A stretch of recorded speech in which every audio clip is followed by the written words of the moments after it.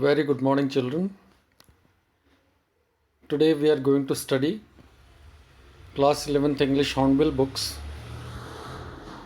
the poem Voice of the Rain. This poem is written by Walt Whitman.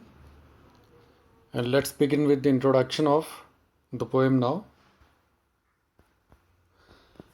The poem The Voice of Rain is written by Walt Whitman, and it is conversation between the poet and the rain. The rain explains its eternal journey and its birthplace, that is, earth, to the poet. So it's a very beautiful poem written by Walt Whitman, and it is a dialogue between poet and the rain. Poet talks to the rain and asks some questions, and in return, the poem, that is rain, gives answer in return. So let's begin with this summary. That in the poem, the poet asks the soft falling shower, that is rain, "Who are you?" He asks this question to the rain. That means the poet personifies the rain here. So personification is one of the figure of speech, you can say poetic devices. One of the poetic devices has been used here.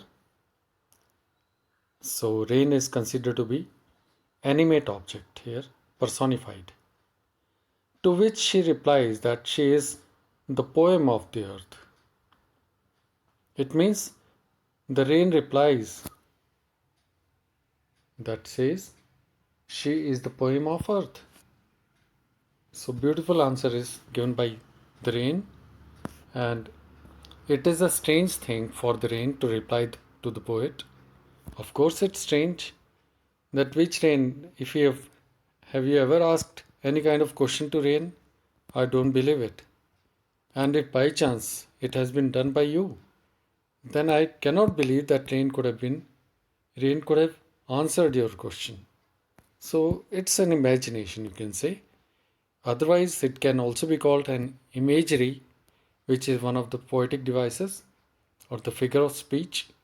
So here it is that it is a strange thing for the rain to reply to the poet. The rain told the poet that she cannot be touched as she rises in the form of water vapor in the sky from the land and the bottomless sea. So naturally it's a natural water cycle. I just tell you that rains told the poet that she cannot be touched because the water vapors are invisible in the atmosphere. So she is personified rain, rises from rises in the form of water vapor in the sky from the land and bottomless sea. So land, rivers, water bodies like ponds and canals, from there water is evaporated in the form of water vapors, and it goes to be changed, and it changes its shape, yet it remains the same. So you can understand this. Shape means clouds, or you can say condensed water. So water vapor is changed to water, that is clouds, in the form of condensed droplets, and yet it remains the same. Of course water remains water. So the vapor changes into clouds due to condensation.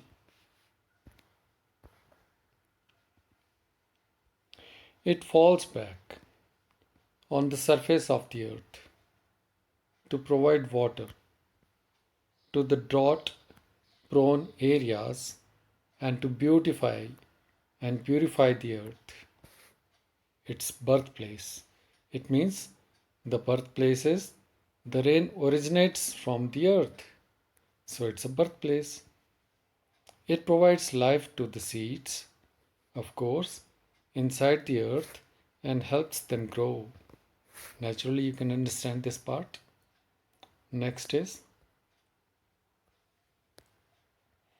the rain doesn't care if anyone bothers about her deeds or not. She completes her work and comes back home. It's a great message. You can see. What is the message?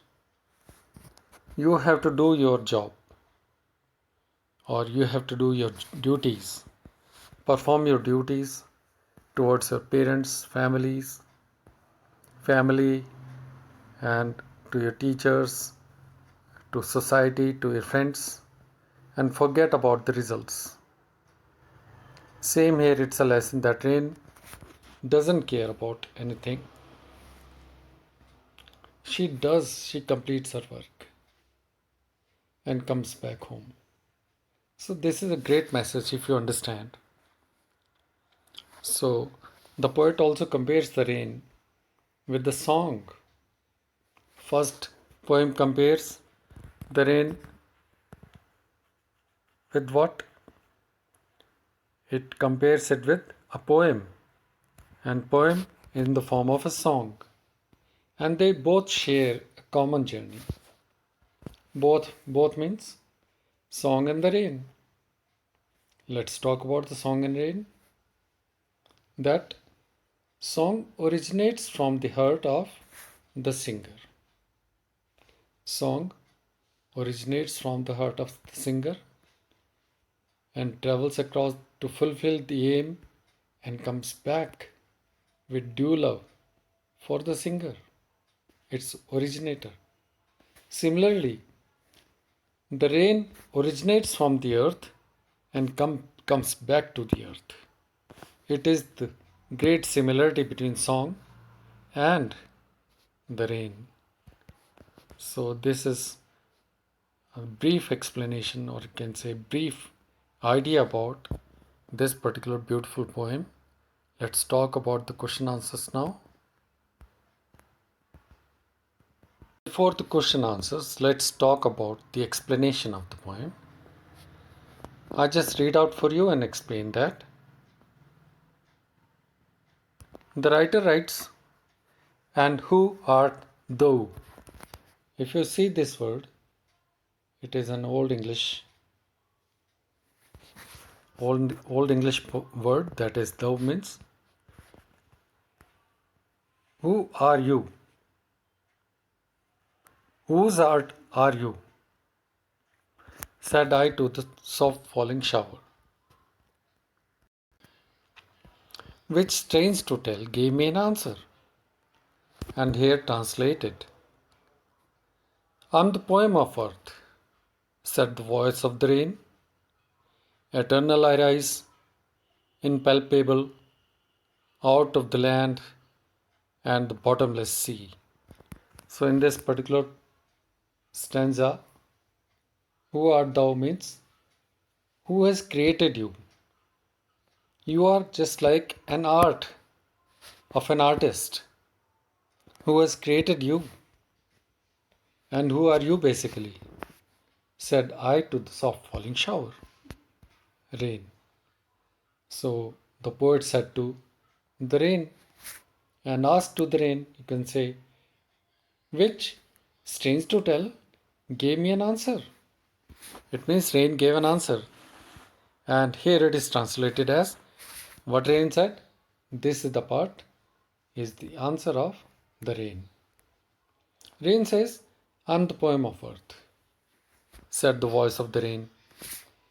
Eternal I rise, impalpable. Impalpable means without any effort, without any problem, without any other responsibilities. I just do my duties.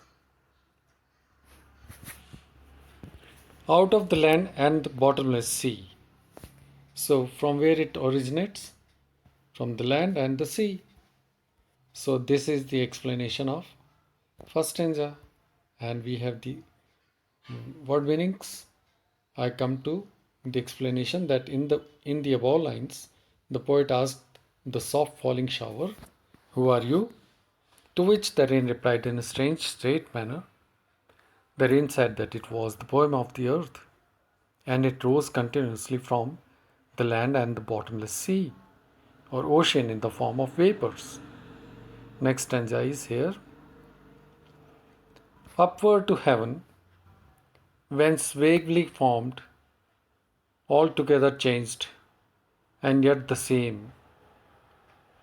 I descend to lave the draughts, atomies, dust layers of the globe, and all that in them, without me, were seeds only, latent, unborn.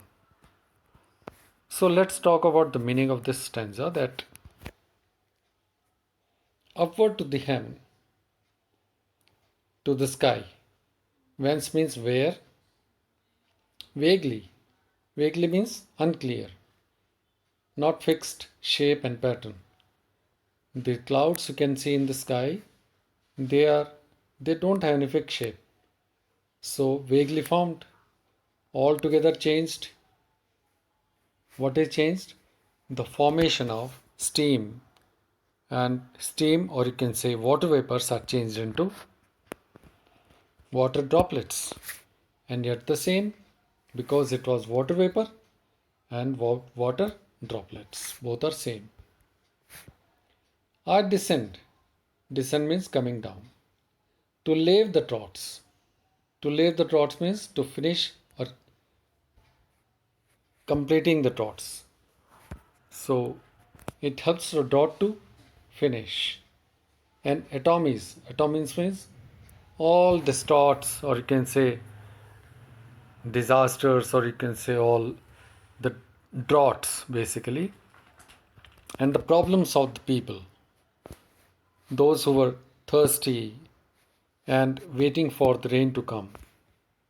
That is called atomies of the earth.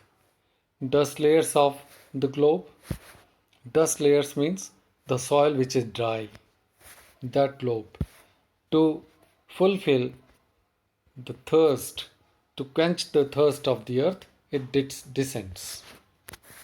Then, and all in them, without me, were seeds only, latent, unborn. Latent means hidden. Hidden means you can say like cyst is in the form of uh, what you call dormant phase. Dormant phase is hidden phase. When seed is dry and it grows up when it gets soil and water droplets. So this rain falls down and it bonds into a new plant. So this is a new plant grows out of it. So this is latent meaning, hidden. It has hidden energy in it. So you can easily understand that. So I come to the next stanza. Its explanation given by this. The rain tells the poet that it rises upwards towards the sky in the form of vapor, where it changes its form, condenses into water droplets. It also says that although its form gets changed, it still remains the same. The rain comes down to wash the drought and provide water. It also washes away the dust and small particles from the earth's surface, and the seeds inside the earth grow into a plant because of the water provided by the rain. It gives life to the seeds. So this is the explanation. Now I come to the last stanza. And forever by day and night I give back life to my own origin and make pure and beautify it. For song issuing from its birthplace after fulfillment wandering. Erect or unwrecked, duty duly with love returns. Erect or unrect. So these are the meanings of erect or unrect. That it means whether cared for or not cared for. It doesn't affect the rain nor the poet if someone listened to the rain or not. So I tell you the meaning that, and forever, day by day and night, I give back life to my own origin. It falls to give life. So rain falls day and night without stopping. It does its duty and it gives back life to my own origin. It means the earth gets life again. It becomes green and it becomes pure. It is beautified with greenery that is done by rain. So this is the explanation. I come to the next part. That the rain says that by day and night it provides life, care, enrichment, and water to the place from where it originated. The rain keeps enhancing the beauty and purity of the earth by preparing a life cycle for itself again. The rain is like a song that originates from its birthplace, just like the heart of the singer, and travels to fulfill the earth's needs and wanders. It finally comes back to the place from where it originated, whether it is ruined or not. It returns. It returns to the original position with a lot of love to its birthplace. So I come to the literary devices which are very important and interesting. First one, I told you that personification is the main literary device, and the example given that I am the poem of the earth, said the voice of rain. It means rain has voice. This is the literary device or poetic device used here. Metaphor, indirect comparison between qualities of different things. So what are indirect comparisons here? I am poem of earth. Rain is being compared to poem. It is called metaphor. Hyperbole, exaggerated statements. Sometimes you also speak that I can eat 80 chapatis per day. So it is an exaggeration. So it is called hyperbole. Imagery. I told you imagery in the beginning. It's an imagination of the poet that rain is talking to him. So see, visual description of something or imagination of something is called imagery. So dear children, you can understand each and everything I believe. Now there are certain question answers I tell you. That first one is there are two voices in the poem. Who do they belong to? Which lines indicate these? That is, the two voices in the poem are the voice of the rain and the voice of the poet. The lines which indicate the voice of the rain are I am poem of the earth, said the voice of the rain. And the lines which indicate the voice of poet are and who art thou, said I to the soft falling shower. So this is the answer. Second one. What does the phrase strange to tell mean? What does the phrase strange to tell mean? Strange to tell means that it was strange for the soft falling rain to reply. That rain was replying to the poet. That was strange. And it was strange for the poet to tell everyone that when he asked a question and rain replied. It was very strange. This is the answer number 2. There is a parallel drawn between rain and music. Which words indicate this? Explain the similarity between the two. So rain and music, we have to find similarity between rain and music. Let's talk about it. The lines for the song issuing from its birthplace after fulfillment, wandering, erect or unwrecked, duly with love returns. This particular line draws a parallel between rain and music. See, like when it originates from this in the form of song, that goes off all around in the surrounding and it comes back to the heart of the singer. Similarly, rain also it gives shower. It originates from the earth and comes back to the earth. This is a life cycle of the rain, of water cycle you can say. So it is a similarity. When you read out this answer, you will come to know about it. How is the cyclic movement of the rain brought out in the poem? Compare it with what you have learnt in science. So, my dear children, fourth answer is totally scientific, which you must have studied since beginning when you were in primary classes. You studied the water cycle. So, water cycle is all about you can read and understand. I believe you won't mind if I don't explain this particular part because it is totally scientific and very easy. Why are the last two lines put within brackets? The last two lines are put within brackets because they are the observations made by the poet and his thoughts.